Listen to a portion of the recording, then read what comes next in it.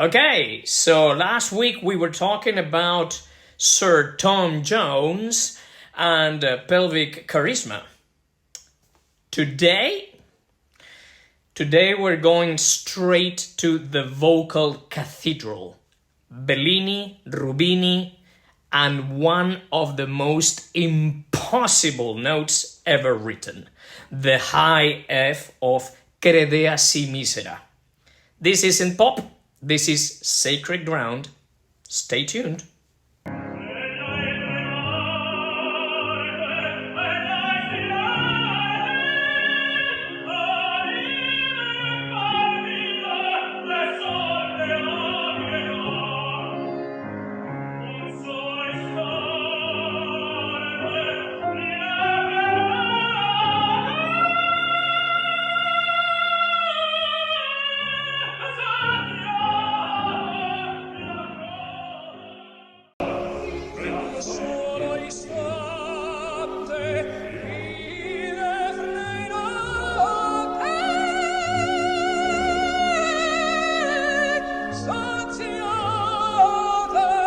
Good afternoon. This is Rafael and welcome to Tecnica, Antica.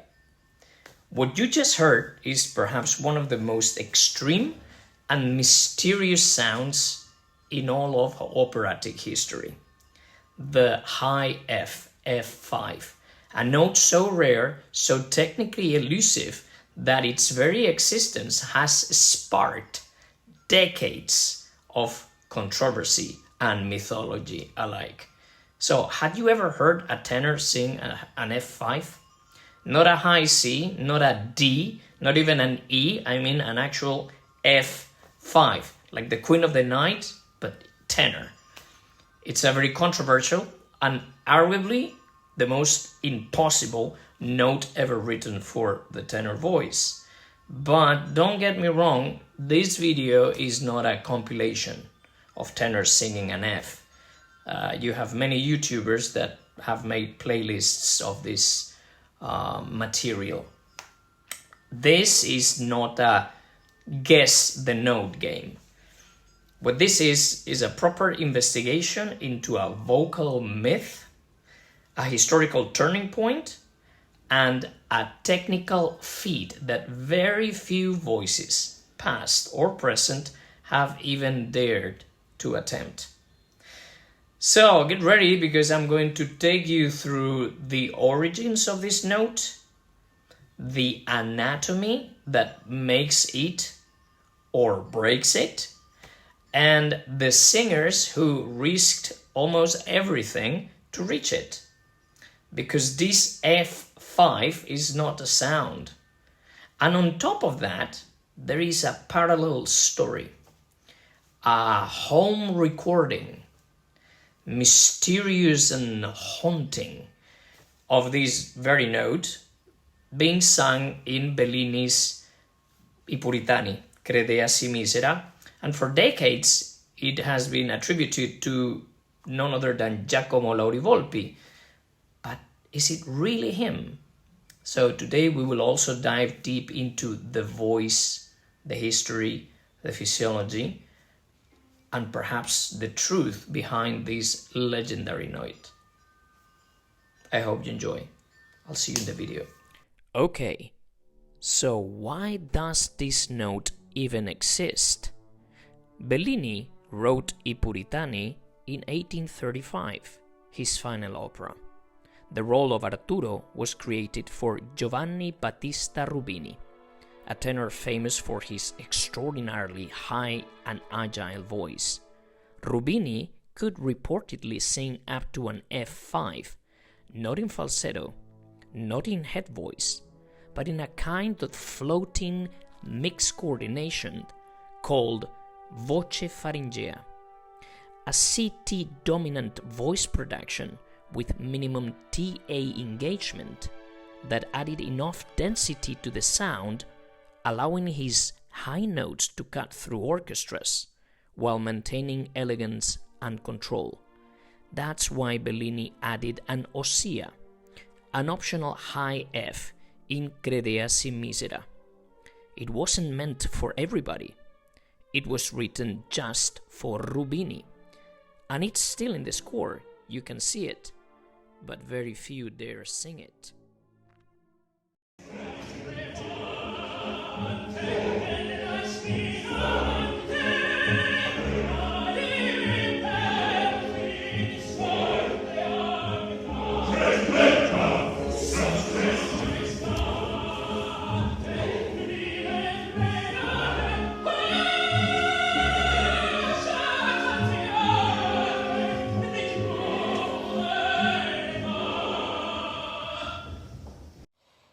To produce a high F5 with power and connection, the larynx must coordinate a set of delicate muscular functions.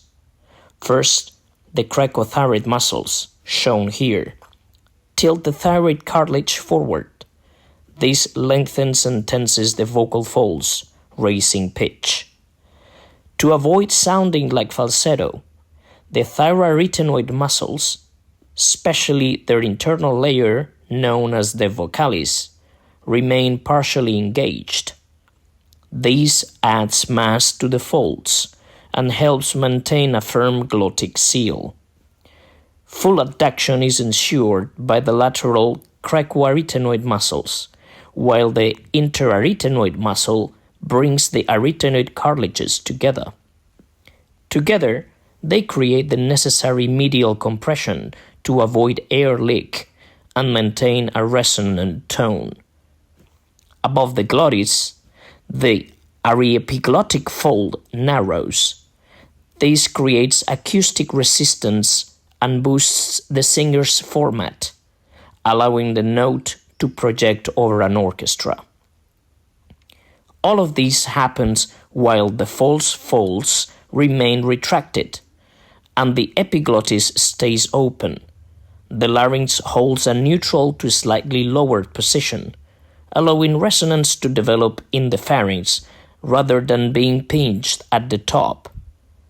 This fine balance of stretching, closing, narrowing, and tuning is what enables a well-trained tenor to sing an F5 with brilliance, not by force, but through coordination. This is the scientific foundation of Voce Faringea. Ma una volta, ecco perché queste opere sono molto come i Puritani. I Puritani del tenore c'è un fa naturale. Ma nessuno fa. No, lo fanno, ma è un misto, lo posso fare anch'io, perché poi tutti abbassano. Questo non so se si fa come. Questo, ma è misto, capisci? Sì. E voce è misto, visto che ho fatto il fa. Ma questo per dirle che non erano quelli che lo fanno adesso, non creda, è come l'ho fatto io. Ma io non ho proprio. Non ho pure quel falsetto. No, questo è falsetto.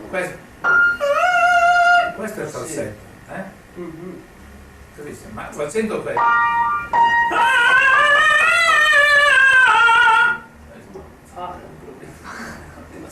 Sì, va bene, ma appunto per dire, questa è voce. Poi dopo penso al falsetto, viene fuori il falsetto, ma rimane lo squillo della voce. Quindi lei impari anche questo, è un piccolo trucco. Impari. In the next segment, I will attempt to demonstrate how I personally approach this challenge. Now, let me be clear. I am not Loforese, nor Matteuzzi, nor Terranova, Kunde, Flores. I haven't performed in over a decade, and I Puritani was never part of my repertoire. Like most tenors, perhaps, I sang a te o cara in auditions or in concerts, but I built my career on much heavier roles. Manrico, Rodolfo, Polione, Pinkerton, Cavaradossi, you name it. That said, with a, let's say, solid technique and an open mind, I believe it's possible to navigate extreme upper extension in two distinct ways.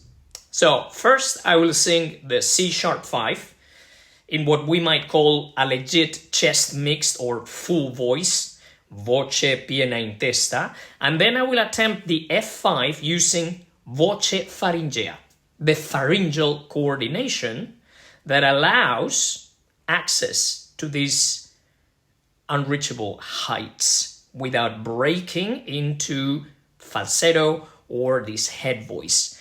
This is not a feat of power, but let's say strategy. Let's give it a shot.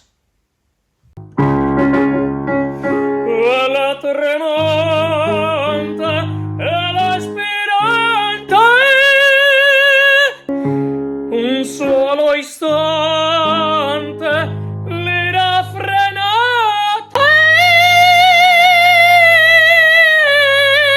And now for the mysterious note. Many decades after Bellini, a rough home recording surfaces. A tenor sings Crede assi misera and ends with a ringing impossible F5.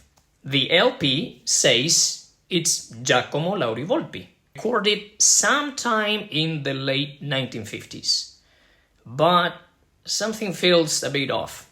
The voice is light, the vibrato is fast, and the top, shockingly easy. At the time, Lauri-Volpi would have been around, let's say, 68 years old. So long past his vocal prime. His verified recording from that era show a heavier, more dramatic timbre. Some say the tape was speed up. Others believe that the voice wasn't his at all.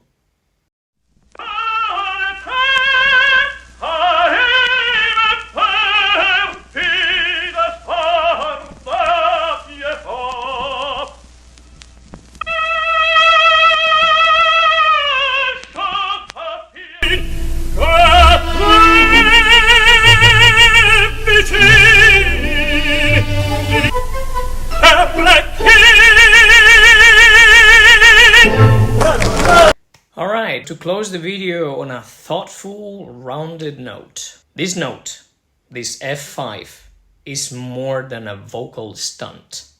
It's a symbol of a bygone era. Bellini wrote it for Rubini, a tenor trained in a tradition that no longer exists. Back then, the tenor voice was produced, let's say, differently, lighter, higher, and rooted in the mysterious technique we know as Voce Faringea. Over time, the repertoire changed, not only with Dupré, but voices changed. Composers like Verdi demanded more drama, more force, and so the old ways began to fade. That's why Giraldone, Lombardi. Today, reproducing what Rubini could do is nearly impossible. But by understanding the anatomy, the resonance, and the historical context, we can begin to bridge the gap. And that's really important. We preserve this art not by blindly imitating the past, but by adapting its essence with intelligence and respect. Thank you very much for joining me in this exploration. And as I always say, if you like the content, press like, subscribe, and if you need help, you know where to find me. Thank you very much. Over and out. Bye-bye.